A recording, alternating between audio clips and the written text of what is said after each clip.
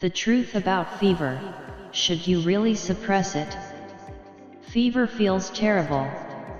So naturally, we reach for medication to bring it down. But is that really the best idea?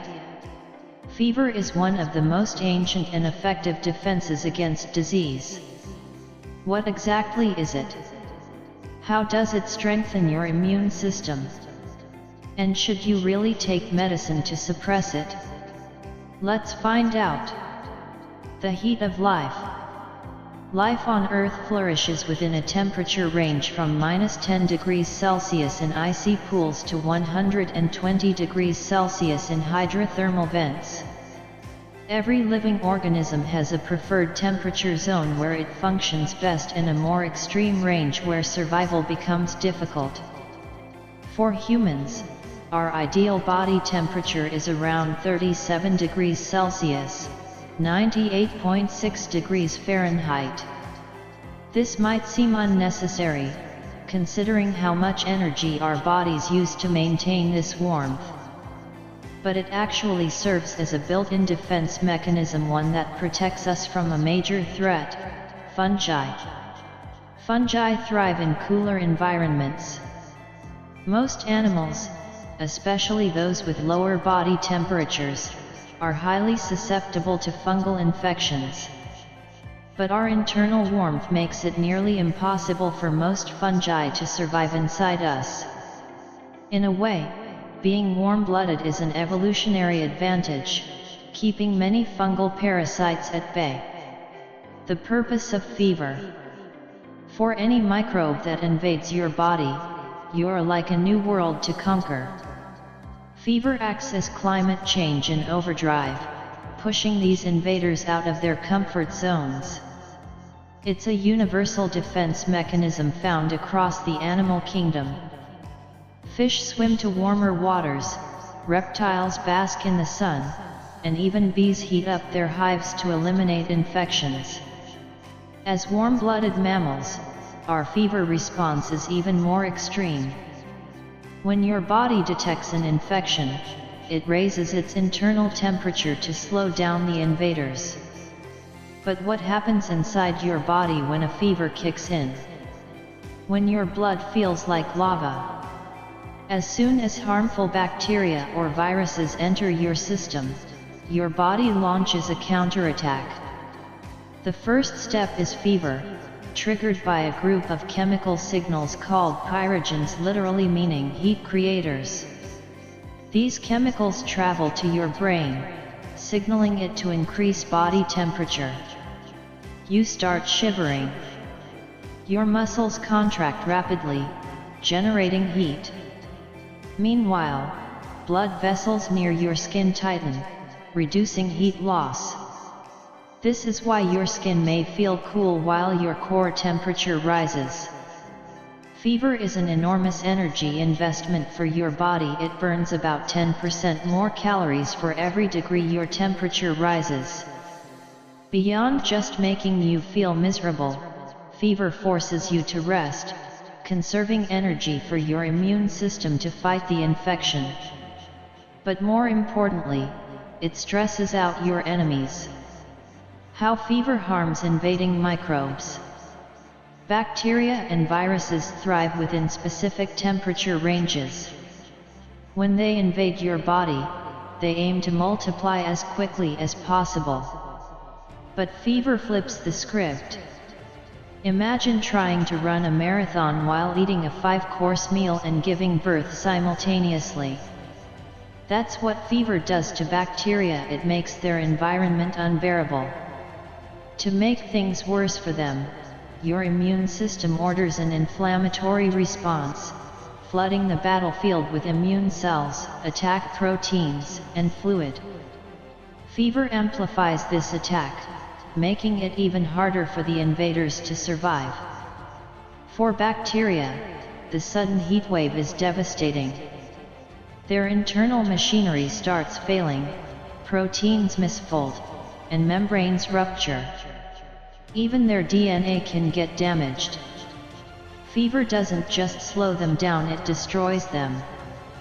But what about your own cells? Fever is stressful for your cells too.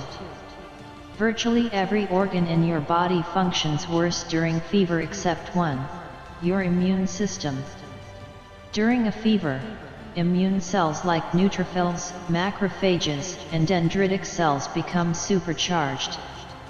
They detect and devour invaders faster.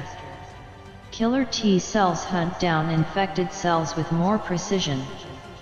Your body also starts hoarding vital resources like iron and glucose, starving the bacteria and viruses trying to grow. For viruses, fever is even worse news. Many viruses, such as the rhinovirus, which causes the common cold, only survive in cooler environments. This is why they primarily infect the respiratory tract, where it's naturally a few degrees colder. But fever disrupts their comfort zone, slowing down their ability to replicate. The fever trap. Inside infected cells, things get even more interesting. Fever causes cells to produce heat shock proteins, HSPs, which try to repair heat damage. But there's a catch. When a cell produces too many HSPs, it signals that it's overly stressed and possibly compromised. This is a red flag for your immune system. Natural killer cells and killer T cells use this as a sign to destroy infected cells before they can release more viruses. Essentially, by trying to protect themselves, infected cells accidentally call for their own destruction. Why don't pathogens adapt to fever? With hundreds of millions of years of evolution, why haven't microbes found a way to beat fever? The answer is simple: evolution has trapped them. If a microbe adapts to withstand fever, it struggles to infect new hosts. Once fever subsides, healthy human bodies become too cold for them to thrive. Meanwhile, their cooler, loving relatives spread more easily in healthy individuals.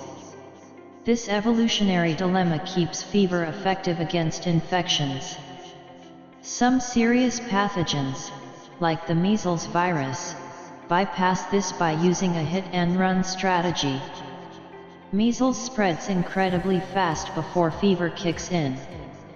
By the time your immune system catches up, the virus has already moved on to new hosts.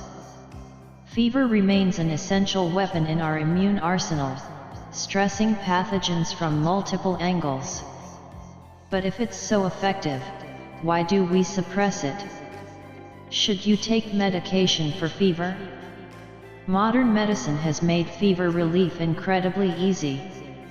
Over-the-counter medications like ibuprofen and paracetamol are widely available and affordable. But just a century ago, people had no choice but to endure fever. Pain and discomfort are signals that tell your body to rest. Fever, like pain, is not a flaw, it's a feature. However, many people take medication at the first sign of fever simply because it feels bad. This is especially true for children. Parents often worry that fever itself is dangerous and rush to bring it down. In reality, mild to moderate fever, below 40 degrees Celsius or 104 degrees Fahrenheit, is generally harmless and does not require treatment. When should you worry? There are exceptions. Fever can be dangerous for pregnant women, elderly individuals, and people with weakened immune systems. If a fever rises above 40 degrees Celsius, 104 degrees Fahrenheit, it may indicate a serious problem with your body's heat regulation, requiring immediate medical attention. For some diseases, such as influenza and chickenpox, studies suggest that fever-reducing drugs don't actually speed up recovery. In fact, some research indicates that suppressing fever in critical care patients can increase mortality rates. However, we still have much to learn. Conducting clinical trials on this topic is challenging due to ethical concerns. But the evidence we do have suggests that, in many cases, letting a fever run its course can lead to better outcomes. So, should you suppress fever? Ultimately, it depends on the situation. If your fever is mild and you can tolerate it, letting it run its course may help you recover faster. But if you're feeling absolutely miserable and are otherwise healthy, taking medication can provide relief at the small cost of slightly weakening your immune response. No matter what you decide, the next time you're burning up with fever, just remember, while you may feel awful, the invading pathogens are suffering even more. Thanks to doctors and researchers, we understand fever better than ever. And now, thanks to you for watching, you're armed with this knowledge too.